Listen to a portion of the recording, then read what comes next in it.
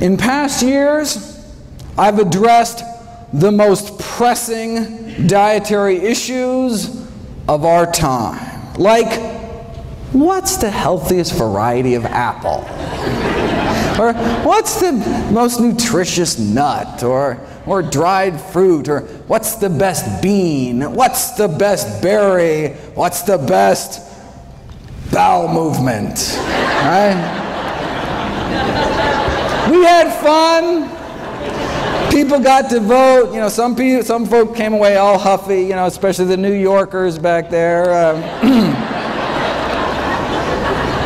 But this year, I thought I'd lighten it up and answer: what's the best way to prevent death? Every year, the CDC updates the latest leading causes of death in the United States. So let's start at the top and go down the list, see what's new in each category. Heart disease, number one, the 35-year follow-up of the Harvard Nurses' Health Study just published. Now, the most definitive long-term study on older women's health we have. Since the study started, thousands of participants died, but that allowed them to study the risk factors for mortality. Because heart disease was the leading cause of death, it comes as no surprise the dietary cholesterol intake, right, was a significant risk factor for dying. The second leading cause was smoking-related cancer deaths. But what's so neat about this study is that it's a competing risks analysis. Right? So it allowed them to compare different risks to one another. So consuming the amount of cholesterol found in just a single egg a day appears to cut a woman's life short as much as smoking 5 cigarettes a day for 15 years. The most protective behavior they found was fiber consumption. Eating just a cup of oatmeal's worth of fiber a day appears to extend a woman's life as much as 4 hours of jogging a week.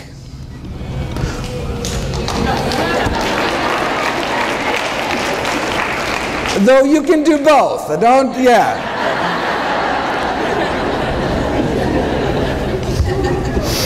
So it's worth noting that, look, the intake of cholesterol only found in animal foods was associated with living a shorter life, and the intake of fiber only found in plant foods associated with living a longer life. The one specific food most tied to longevity was nuts.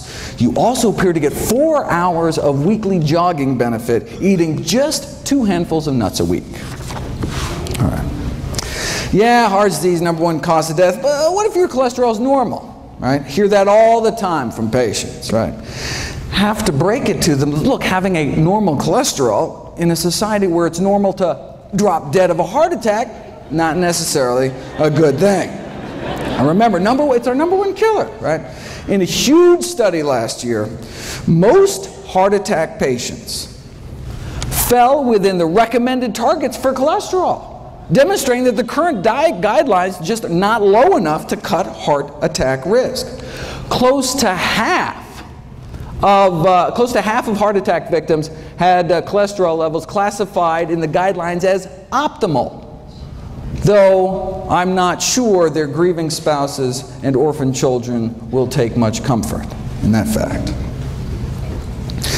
What is considered optimal is still way too high. Yeah, having a below average cholesterol, reduces your risk, but as the editor-in-chief of the American Journal of Cardiology wrote more than a decade ago, it's time to shift, right, from just decreasing risk to actually preventing and arresting atherosclerosis. We don't want low risk, we want no risk. How do you do it?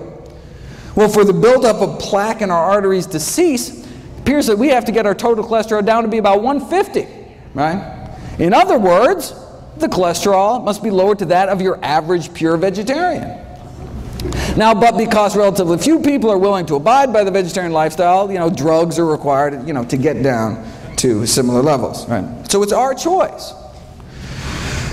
Now notice though, even though the average vegan has a cholesterol of 150, it doesn't mean that all vegans have 150. That's why I do free cholesterol screenings here at Summerfest. Stop by my table, a little drop of blood, just take a couple minutes. I'd be happy to do that for you. All right, so it's our choice, diet or drugs. why not just choose the drugs, right?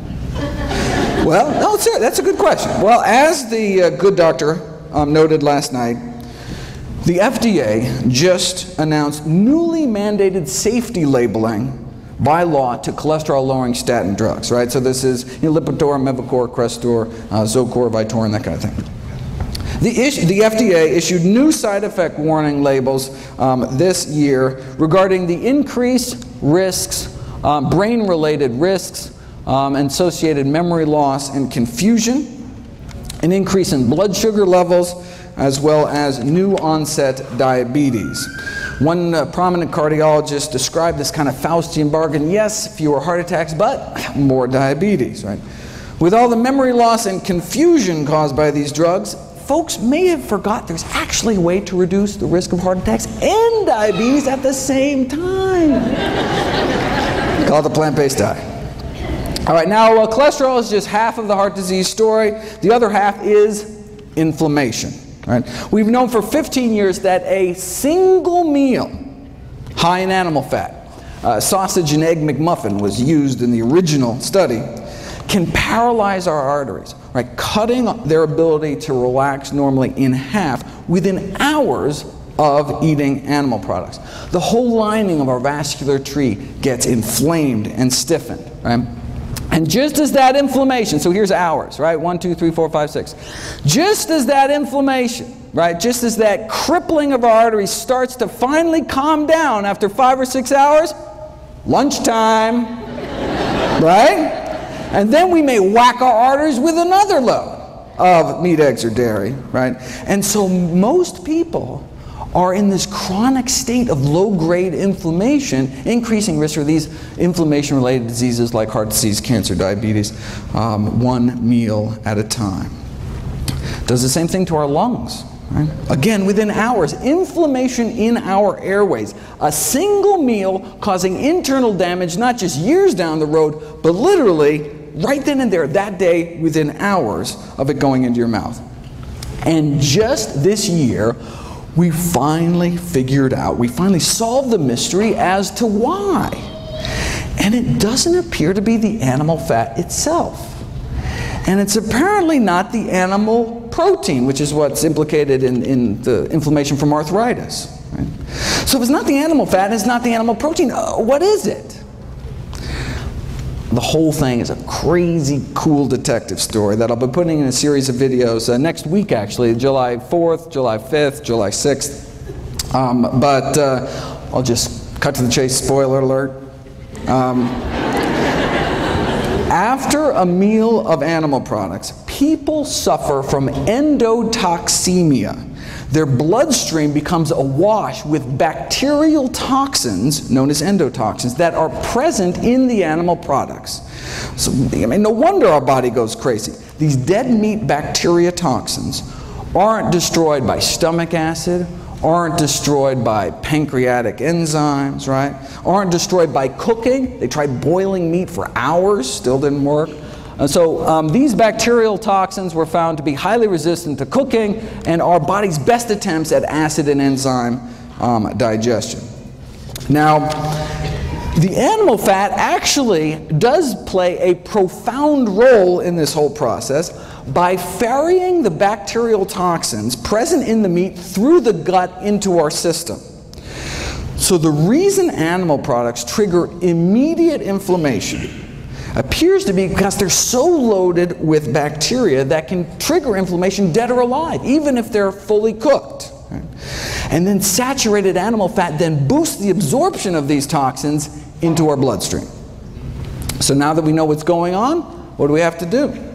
Well, from a 2012 follow-up, well, the most obvious solution to this metabolic endotoxemia, okay, well, we can reduce saturated fat intake, which in this country is mostly cheese and chicken, but the Western diet is not conducive to this mode of action, and it is difficult for patients to comply with this request. Right? So what? Let's not even tell them, right? I mean, this patronizing attitude in the medical profession of, oh, patients won't change their diet or stop smoking. I mean, even if it's going to kill them, you know, so why bother, right? That attitude may be one of the real leading causes of death. But let's get back.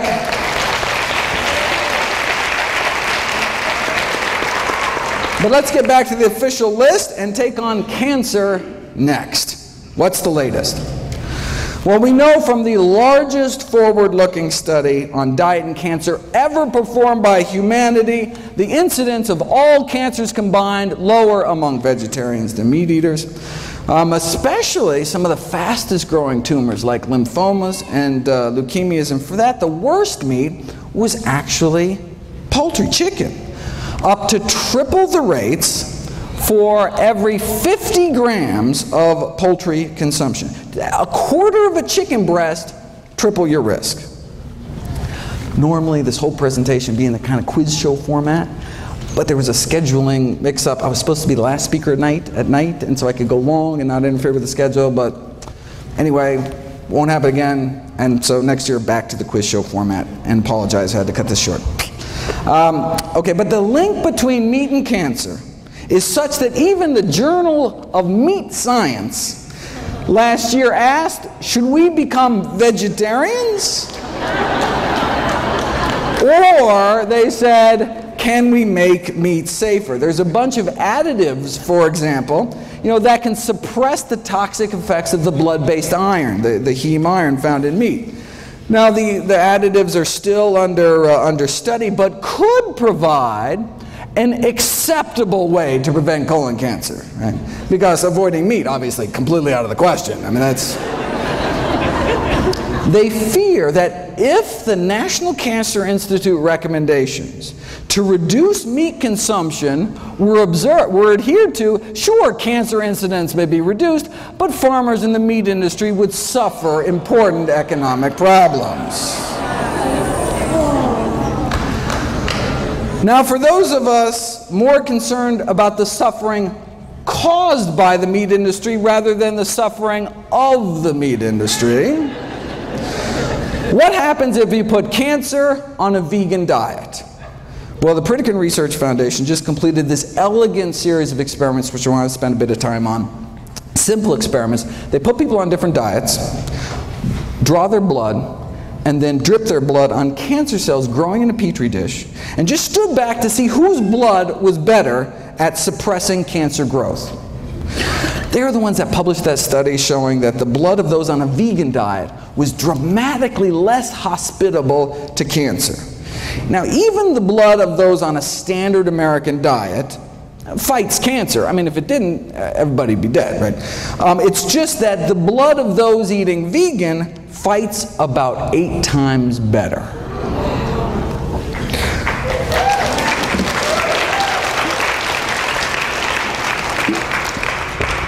The blood of those on a standard American diet suppresses cancer growth by about 9%. You put people on a plant-based diet for a year, though, and their blood just tears it up.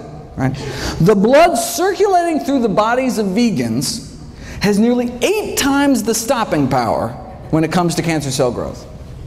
Now, this is for prostate cancer, most common cancer among men. For women, it's breast cancer. So the Pritikin researchers tried duplicating this study with women using breast cancer cells instead. Now, they didn't want to wait a whole year to get the results, so they figured they'd try to see what a plant-based diet could do in just 2 weeks against 3 different types of human breast cancer. This is the before, cancer growth rates powering away at 100%, and then this is after eating a plant-based diet for just 14 days. Now, slowing down cancer growth is great, but getting rid of them, getting rid of cancer cells is even better. This is before and after measuring cancer cell death, right? This is the before, and this is the after, pre and post plants. The same blood now coursing through these women's bodies gained the power to significantly slow down and stop breast cancer growth thanks to just 2 weeks of eating a plant-based diet. What kind of blood do we want in our body? What kind of immune system, right? Do we want blood that's just kind of roll over when new cancer cells pop up, right? Or do we want blood circulating to every nook and cranny within our bodies with the power to slow down and stop them. Now, this strengthening of cancer defenses was after 14 days of a plant-based diet and exercise. They were out walking 30 to 60 minutes a day. Right? Wait, well, maybe the only reason their bodies became, so effective at suppressing cancer cell growth was because of the exercise. Maybe diet didn't have anything to do with it. So they put it to the test. This is measuring cancer cell clearance.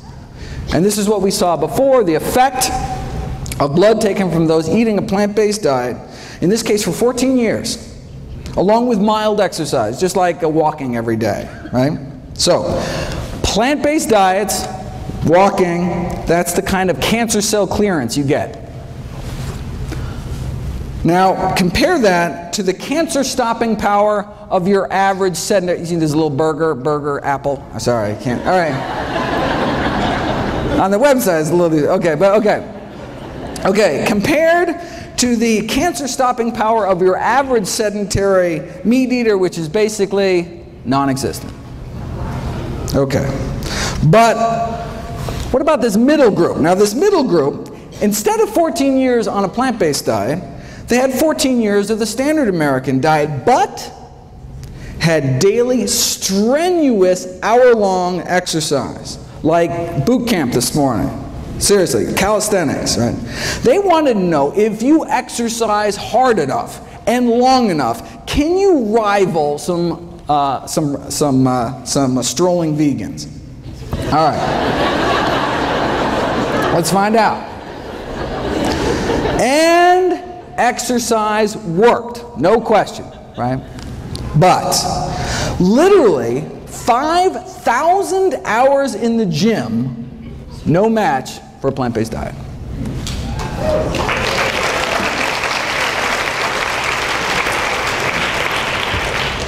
Here's an actual photomicrograph of cancer cells stained so that they release light when they die. Right? As you can see in the control group, there are a few cancer cells dying, right? Even if you're a couch potato eating fried potatoes, your body's not totally defenseless. But here's the hardcore strenuous exercise group, right? Cancer cells dying left and right, but nothing appears to kick cancer butt more than a plant-based diet. Why, though? Some people don't care, but I'm always curious. All right, how does a simple dietary change, right, make one's bloodstream so inhospitable to cancer after just a few days? We didn't know until last year, when they sought to determine the underlying mechanisms for these anti-cancer effects. All right. And it is a wild story. I have a whole series of videos coming out about it. The story involves little people and big dogs and little dogs. It involves marshmallows, Tinker Toys, cannibalism, and vegan bodybuilders. From beefsteak to beefcake. I wish I had time, believe me. But the videos will be up soon. Bottom line, the answer to the Pritikin puzzle is IGF-1, insulin-like growth factor 1. Is the cancer-promoting growth hormone involved in every stage of cancer growth, spread, metastases, cancer invasion. But you put people on a plant-based diet and their IGF-1 levels, plant-based diet go down. And if they continue to be on a plant-based diet, this is just after a few weeks, if you're on a plant-based diet long-term, levels drop even further. And their IGF-1 binding proteins go up. That's one of the ways our body suppresses cancer growth. Protect itself from cancer.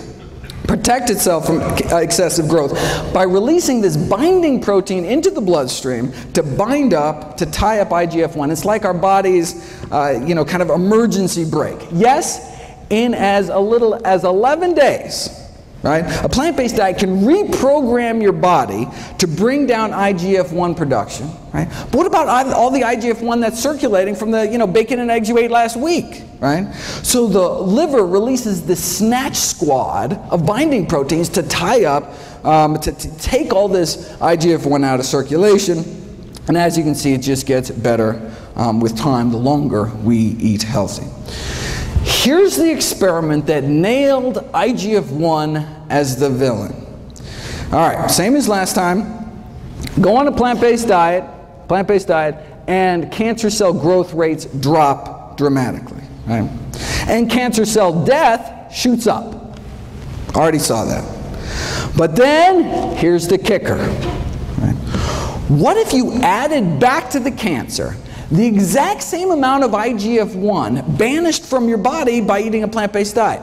Eating plant-based diet goes back. Let's take that same IGF-1, add it back to the cancer, and see what happens, and it erases the diet and exercise effect.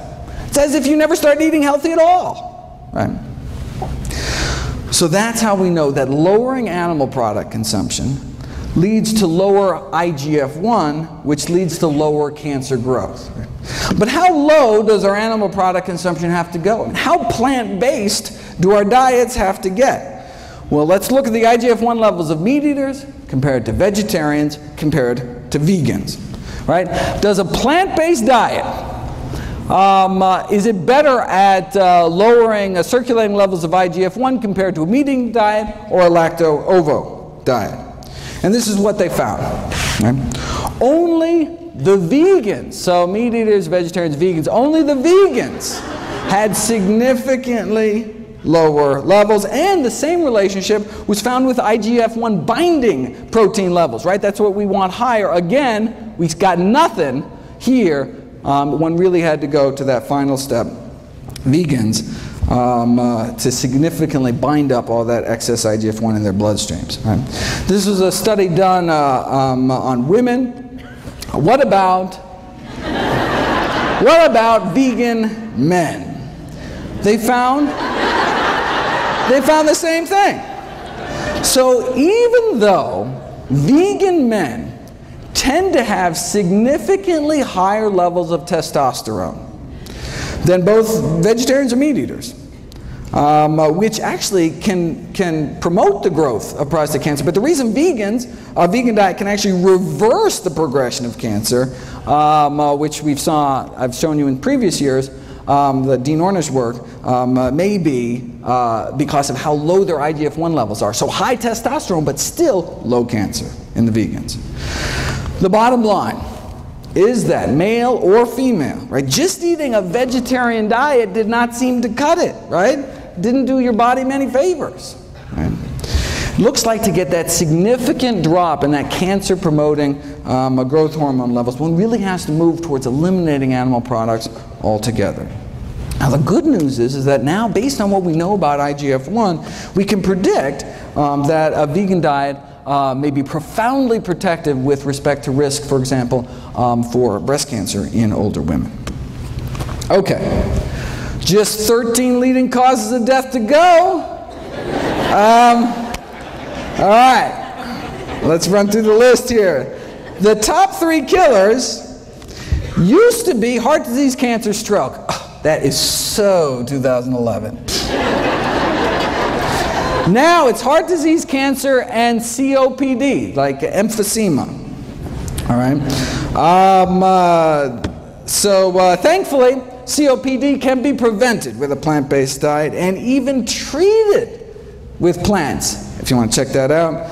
Now, of course, the tobacco industry took these landmark findings a little differently. Instead of adding plants to people's diets to prevent emphysema, wouldn't it be simpler to just add them to cigarettes? And voila, the addition of acai berries to cigarettes evidently has a protective effect against emphysema in smoking mice.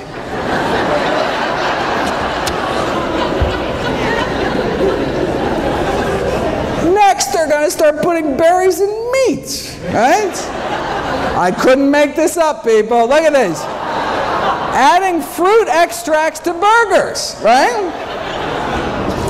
Now, this was not without its glitches. The blackberries literally dyed the burgers with this kind of distinct purplish color, though infusing lamb carcasses with kiwi fruit juice before rigor mortis set in does evidently lead to greater tenderness in the meat. And it is possible to improve the nutritional profile of frankfurters by adding ground up grape seeds, though there were complaints that the grape seed particles, right, were visible in the final product. And look, if there's one thing we know about hot dog eaters, it's that they're picky about what goes in their food. Right?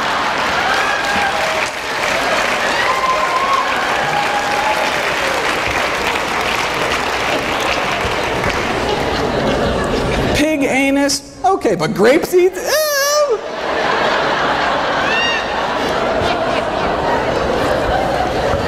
Preventing strokes. Number 4. Preventing strokes is all about eating potassium-rich foods. Potassium from the words potash. You take any plant, put it in a pot, reduce it to ash, and what you're left with is potassium. True story. But can anyone name me a plant food particularly high in potassium? Why is that like the one thing everyone knows about nutrition? Seriously. Like, did Chiquita have like this great PR firm or something? I bet you could walk into the Heart Attack Grill where they're eating food like this, right? Ask anyone, and they'd be like, I don't know, Dave, but I do know bananas got potassium, right? Right? All right. In reality, bananas don't even make the top 50 sources. Coming in at number 86, right behind fast food vanilla milkshakes. And then bananas. All right. In the top 5 sources are tomato and orange concentrates, and in terms of whole food sources, it is greens, beans, and dates. In fact, if you look at the next leading cause of death, right, bananas could be downright dangerous.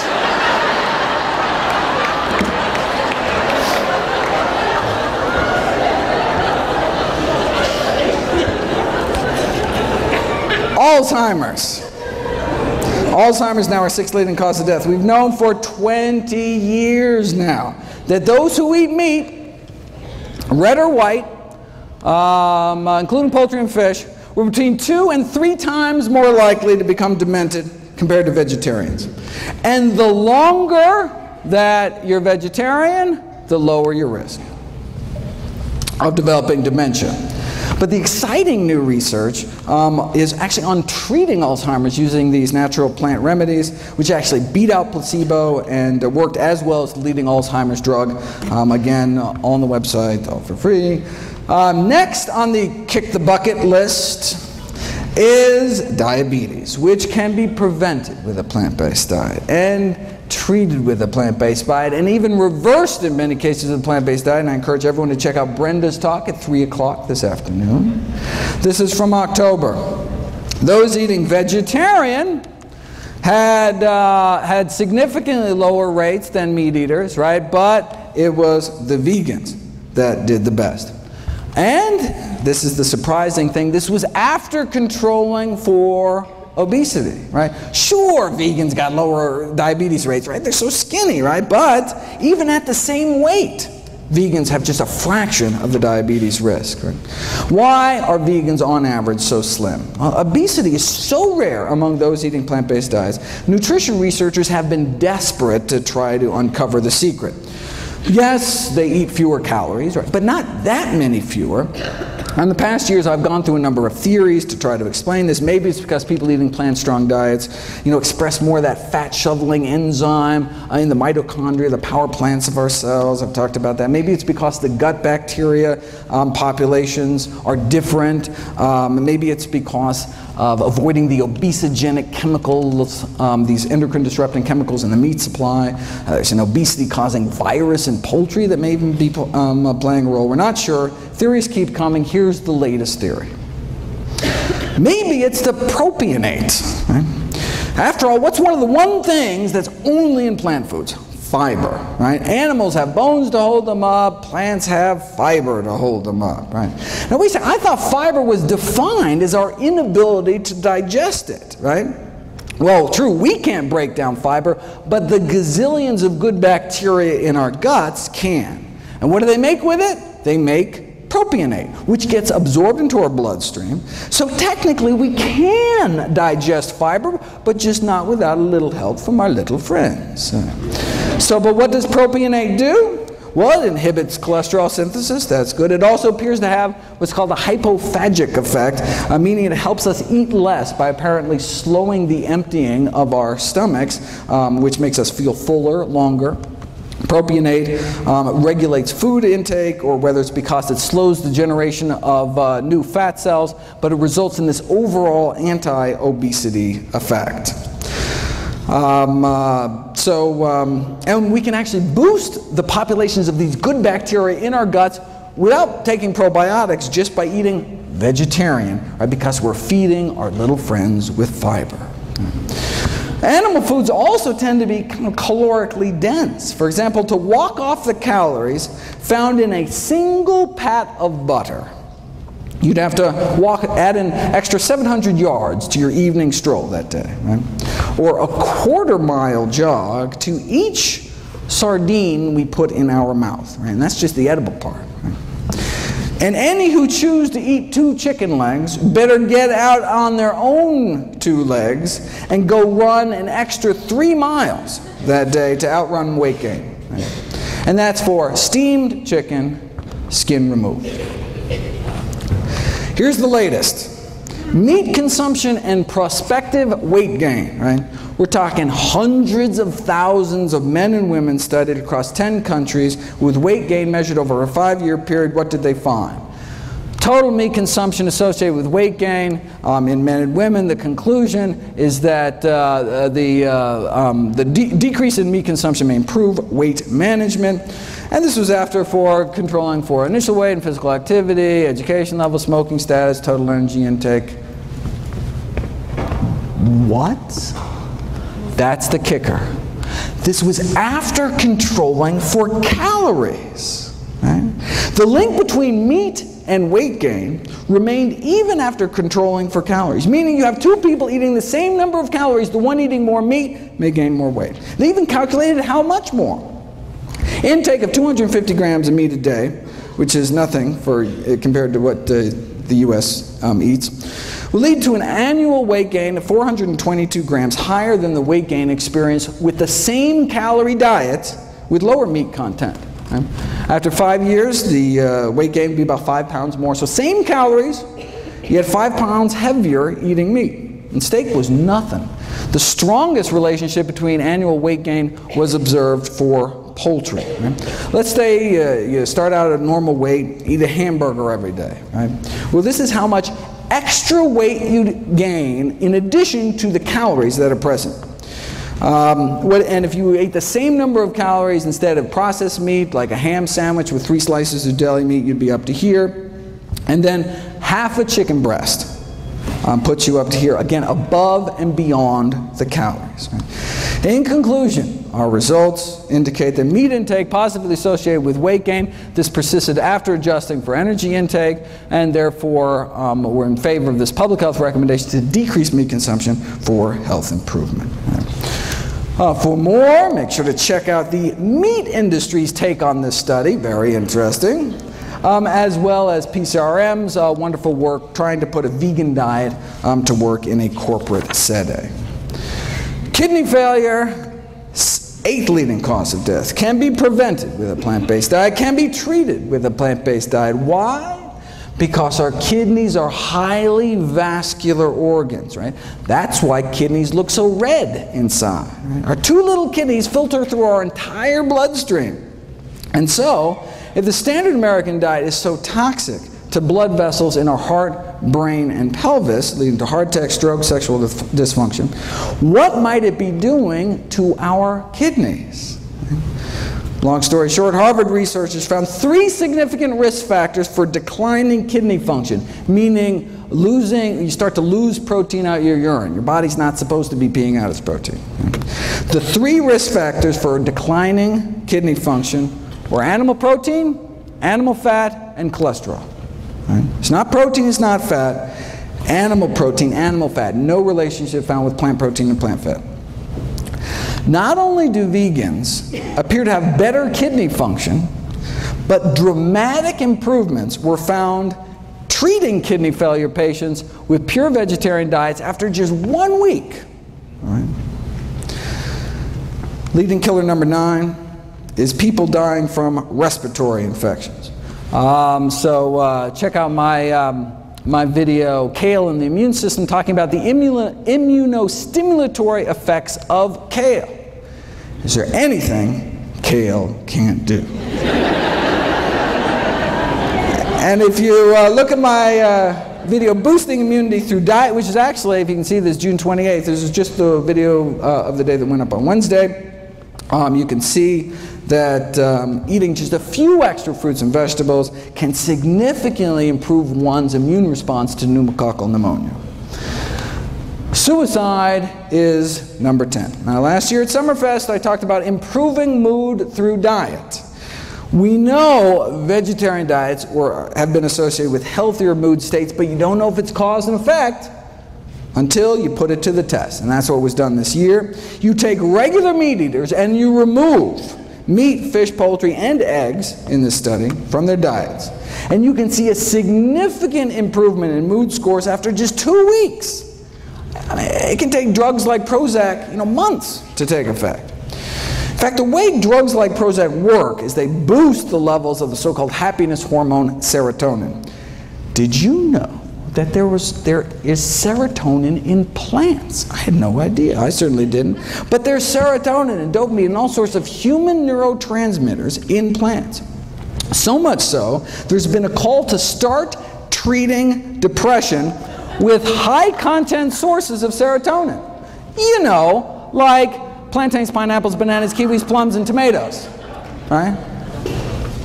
And what's the side effects? You get a little seed stuck in your teeth or something? Right? Maybe that's why high intake of fruits, vegetables, mushrooms, and soy associated with decreased prevalence of depression. Maybe that's why improved behavior in teenagers was significantly associated with higher intakes of leafy green vegetables and fresh fruit.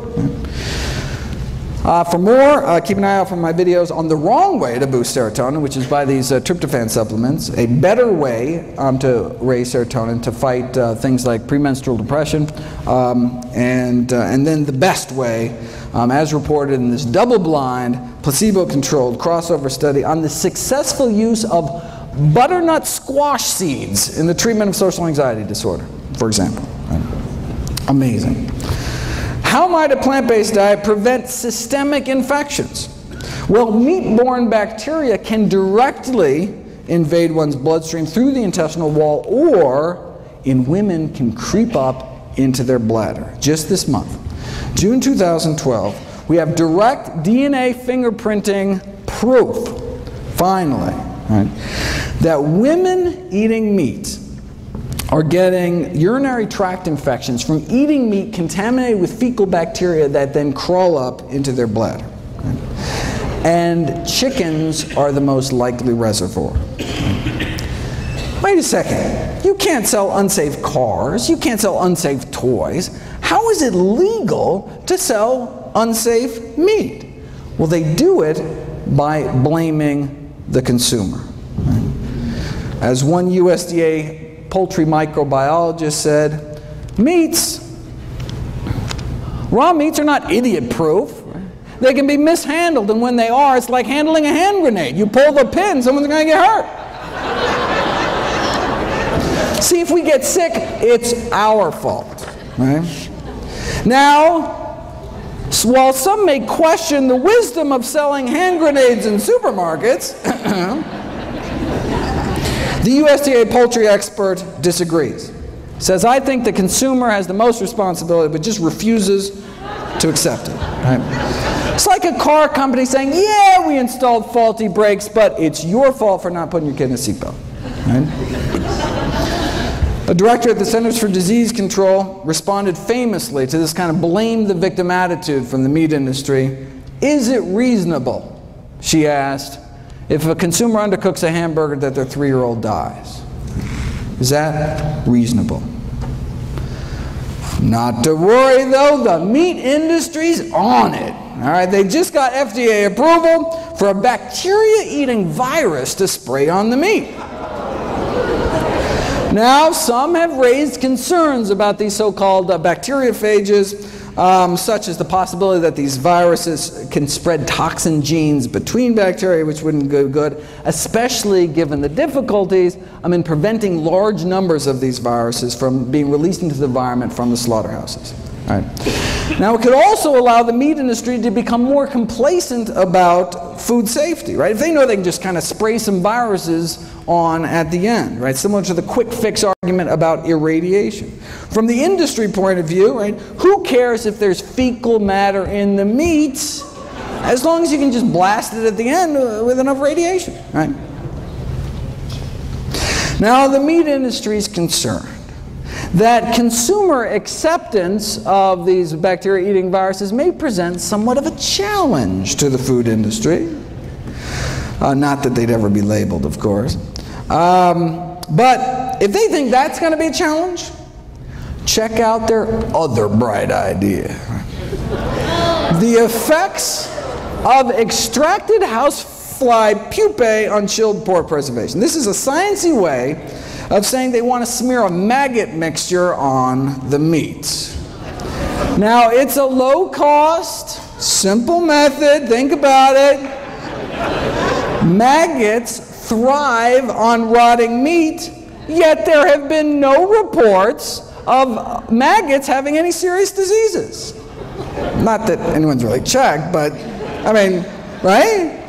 Indicating that they have a strong immune system, right? They must be packed with some kind of antibacterial properties, otherwise they die themselves eating rotting meat. All right. So, they took maggots that were 3 days old, washed them, dried them, kind of toweled them off, put them in a tissue blender, kind of a little Vitamix action there, and then voila, safer meat.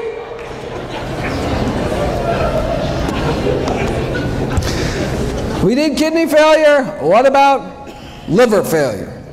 We've known for 35 years, since now you can't even see this, 1977, that a vegetable protein diet can be used to treat liver failure, significantly reducing the toxins that otherwise would build up eating meat with a less than functional liver, right? Imagine eating meat without, without a fully functioning liver to detoxify your blood. Right? I do have to admit, though, that some people living on plant-based diets have worsening liver function. They're called alcoholics. In fact, strictly plant-based, right? Living on potatoes and corn and barley and grapes. Still, however, not doing so hot. It's unclear. High blood pressure is up next, so-called essential hypertension, essentially only found in those who eat meat. Again, look at this. We've known for decades, it's 1974 out of Hopkins, right?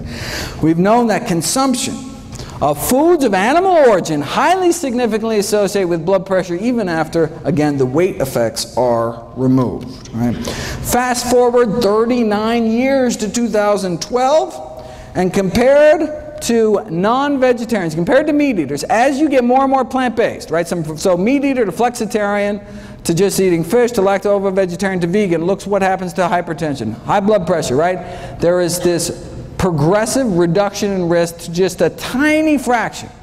Right? See the same thing in diabetes. Here's diabetes, right? Again, this stepwise reduction of risk as one eliminates animal products on down. Right? And same thing with body mass index, right? As you can see, obesity rates get lower and lower. In fact, vegans are actually the only population, on average, that was not overweight. Even the vegetarians were overweight. All right. Diabetes, hypertension, leading causes of death. Is it going to take the medical profession another 39 years before we actually do something about it? How long does it take being vegan to bring blood pressures down? 12 days. Right? McDougall took 500 meat eaters, put them on a vegan diet over a span of 11 days. Dropped their blood pressure 6%, about double that drop in those that were hypertensive to begin with. 14th leading killer, Parkinson's disease. Does a vegan diet reduce risk for Parkinson's disease? Good question. Well, we know that every single prospective study ever done on dairy products, milk consumption, and the risk of Parkinson's disease found increased risk of Parkinson's. Why? Well, one possibility is that dairy products in the United States are contaminated with neurotoxic chemicals. There's substantial evidence suggesting that exposure to pesticides may increase Parkinson's disease risk, and these autopsy studies have found that the levels of these pollutants and pesticides in the brains of elevated levels in the brains of Parkinson's disease patients, and some of these toxins are present at low levels in dairy products. And they're talking about toxins like tetrahydroisoquinoline, which is a Parkinsonism-related compound found particularly in cheese. Now, although the amounts of this neurotoxin, even in cheese, are not very high, the concern is that they may accumulate. These neurotoxins may accumulate in the brain over long periods of consumption. And finally, aspiration pneumonia, which is caused by swallowing problems due to Parkinson's or having a stroke or Alzheimer's, all of which we've already covered. All right, so where does that leave us? These are the top 15 causes of death, the top 15 reasons Americans die. And a plant-based diet can help prevent nearly all of them, can help treat more than half of them, and in some cases even reverse the progression of disease, including our top 3 killers. Now, there are drugs that can help too, right? You can take one drug to treat cholesterol every day for the rest of your life, another drug for blood sugars, a few more pills for your blood pressure. Right? The same diet, though, does it all, right? It's not like, you know, one diet for this and then a different diet for this, right? One diet to rule them all. And what about drug side effects? Right? I'm not talking about a little rash or something. Prescription drugs kill more than 100,000 Americans every year. And I'm not talking about medication errors, not abuse, not overdose. We're talking, this is just deaths from side effects, so-called ADRs, adverse drug reactions to prescription drugs. Wait a second, 100,000 deaths a year? That means, let's go down the list. Whoa, that means that the 6th leading cause of death in the United States is doctors. The 6th leading cause of death is me. Thankfully, I can be prevented with a plant-based diet.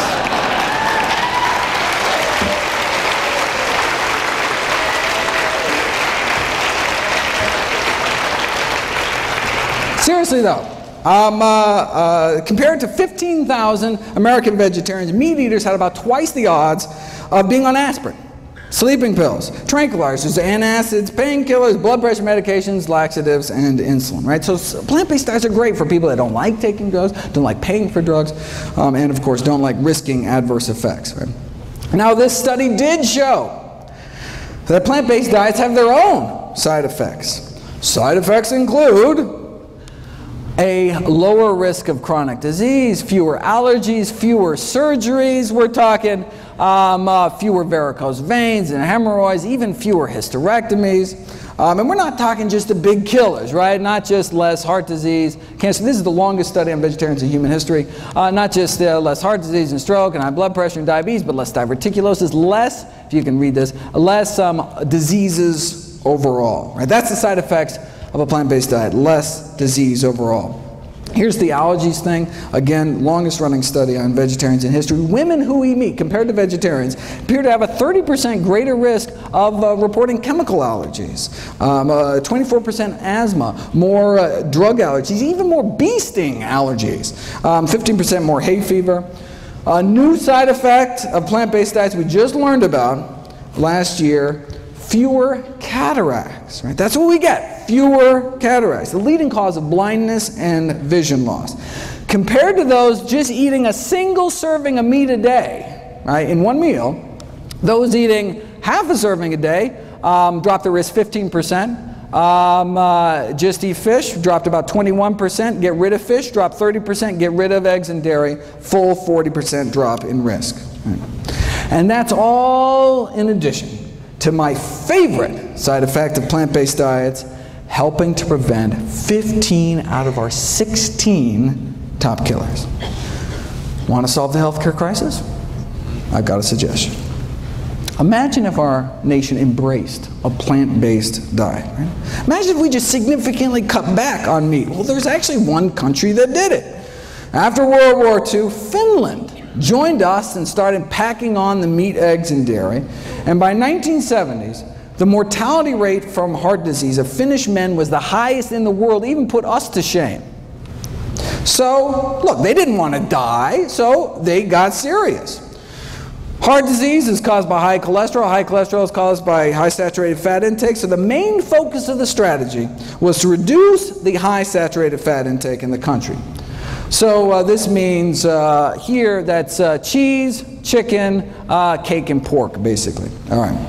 So a berry project was launched to help dairy farmers switch to berry farming, right? Whatever it took.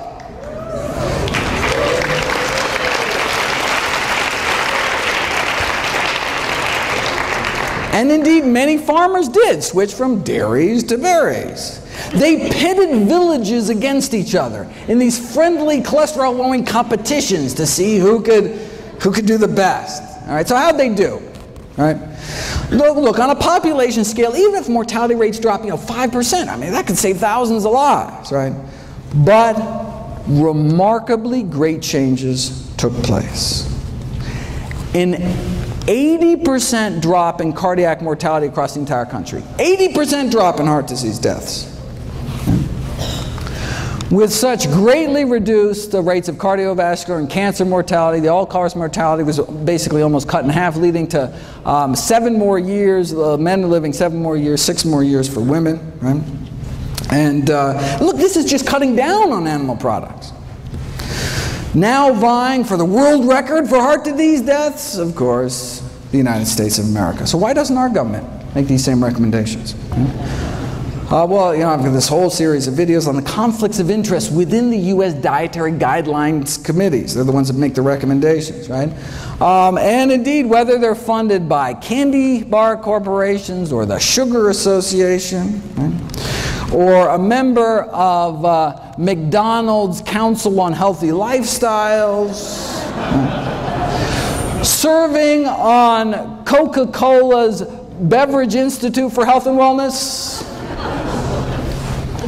And notice, we only know about this thanks to a PCRM lawsuit against the USDA. Very impressive. Very good.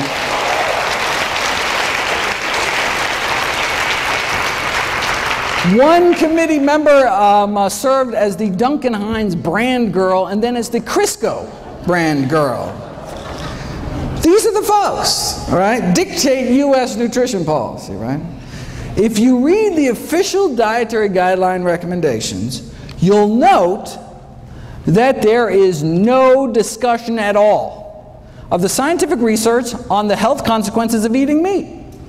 Why? Because if the committee actually discussed this research, it would be unable to justify its recommendation to eat meat at all, as the research would show that meat increases the risk for chronic diseases, contrary to the purpose of having dietary guidelines in the first place, right? Thus, by simply ignoring the research, the committee is able to come to a conclusion that would otherwise look improper, right? All right. So they can't even talk about the science. Right? We know that a plant-based diet, fruits, vegetables, whole grains, legumes, no meat, reverses heart disease, completely prevents death from heart disease, slows the progression of cancer, and the almost identical diet promoted by the World Cancer Research Fund prevent cancer based on the largest review of scientific studies to date. But again, right, they can't even talk about the science because how could they justify anything but a plant-based diet? Let me end with what's probably the best summary of nutrition policy in the United States that I've ever seen. The new dietary guidelines have been released. Right? They tell us to eat healthier, but not as healthy as to noticeably affect any corporate profits. Thank you very much.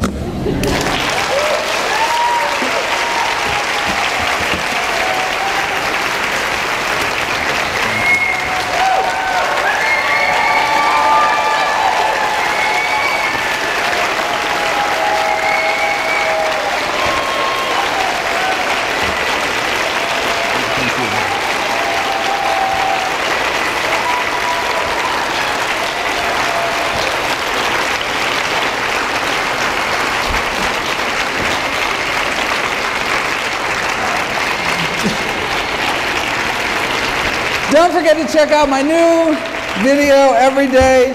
Please share the site with friends and family. Buy them all DVDs, all proceeds to charity. And remember, please feel free to stop by for a free cholesterol check. See everybody there. Thank you, Dr. Greg.